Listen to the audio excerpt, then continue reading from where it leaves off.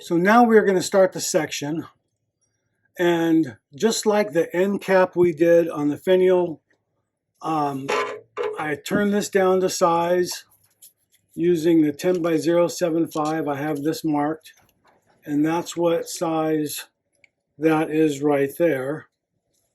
So I haven't done the threads yet, obviously, but I want to cut this to length first, and then this is going to be 7/8 of an inch length.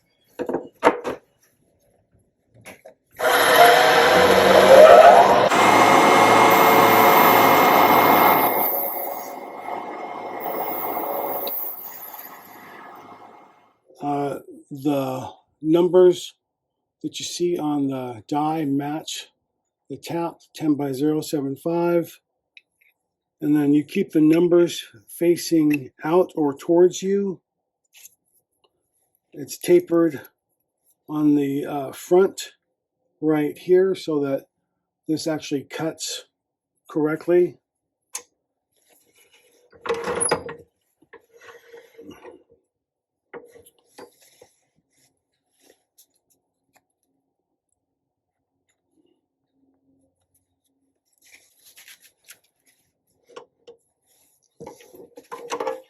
So with this, I am going this direction, and with this one, I'm going that direction. I'm pulling towards me with this one 3 times, and then I'm releasing the threads so that it releases that inside the die and then recuts again. 3, release, back, pull, release.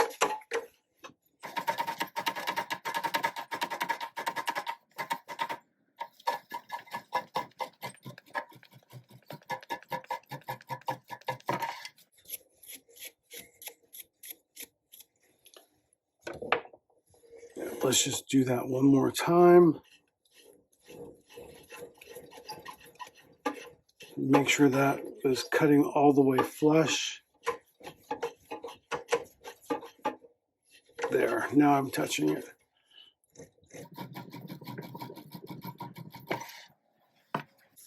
Using these, I just want to relieve the back of that thread.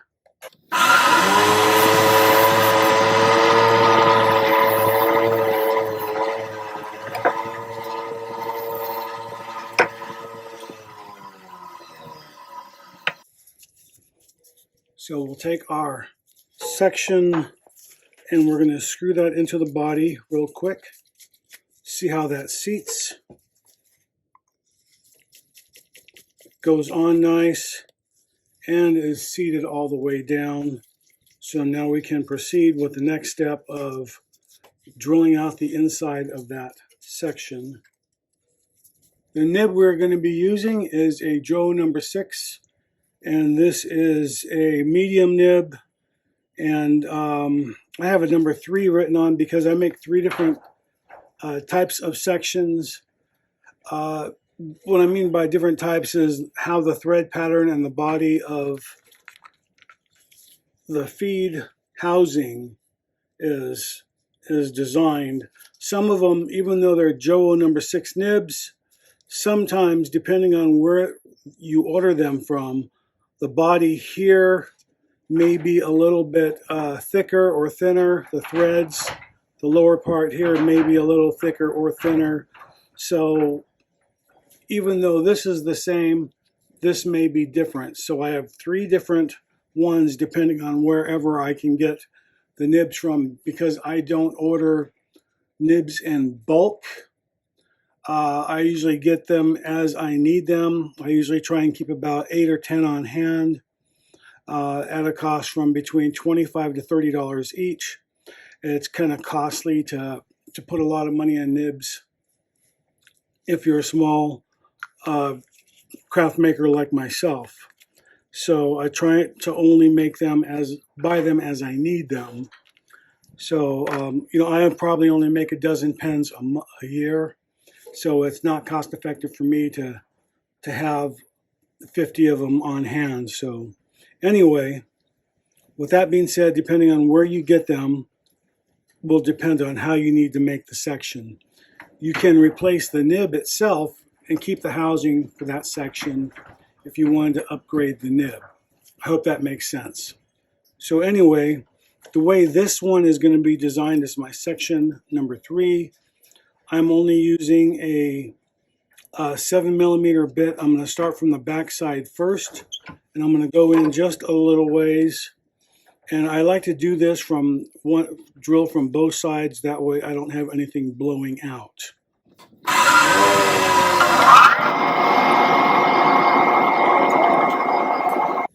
I need an 11/32 drill bit, and I have a little mark right there.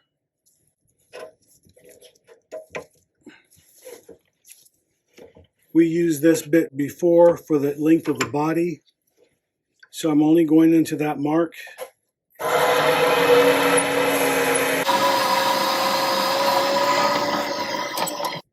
I cut a groove actually with a Dremel because I used to always use a fine Sharpie, and every time I would hit that with the toothbrush, it would have pretty much take half of it away. So I made it a little bit more permanent. And I did the same thing with that one there too. You can see that that is a groove cut into the drill bit.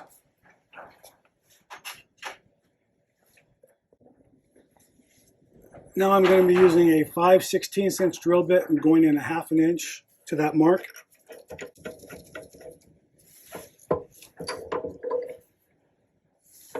So we're stepping down from 11/32 to a 5/16.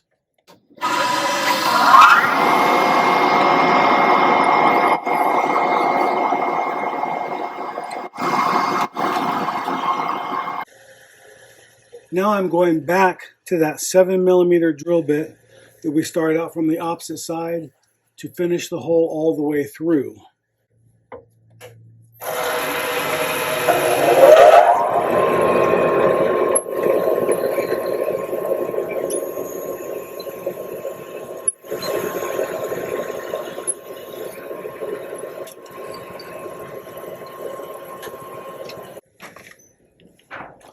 Now we're going to be using a Jowo number 6 tap that's an M7.4-5D3 made by Tapco.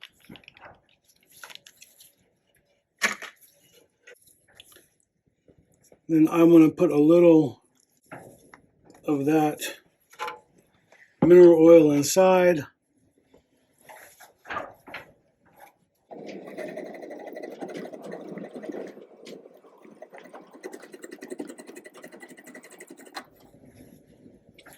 All right, now let's check that out. So I cleaned that out with some Q-tips real quick. The thread's nice, fits in there perfectly. So we will turn this to shape now.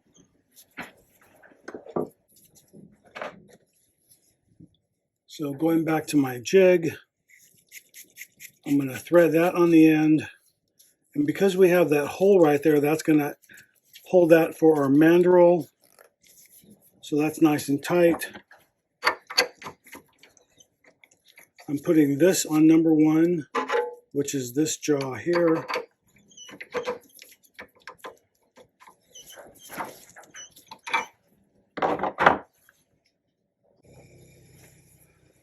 I have my calipers set to a 1/2 inch.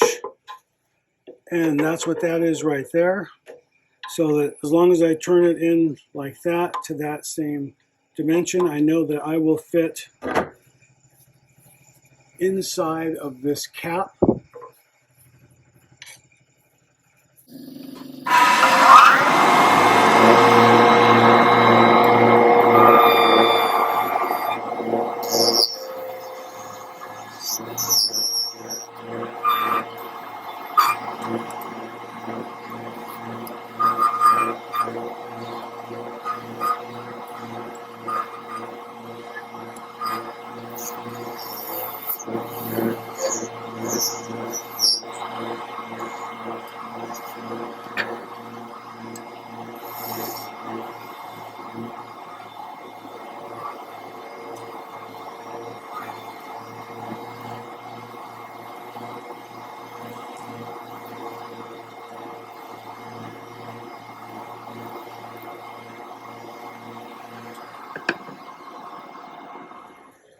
So that got really tight. So I'm going to use my section pliers, grip that. Moment of truth.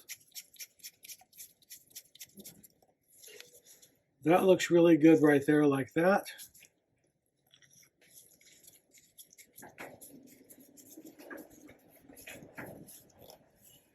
And closes all the way.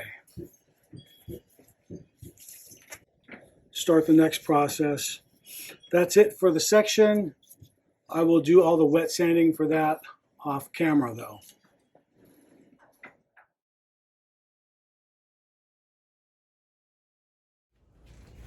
Hey, this is Gabriel Castro. Thanks for watching my YouTube channel. You can click on the link right here and subscribe. You can watch a video series right here or the latest video right here.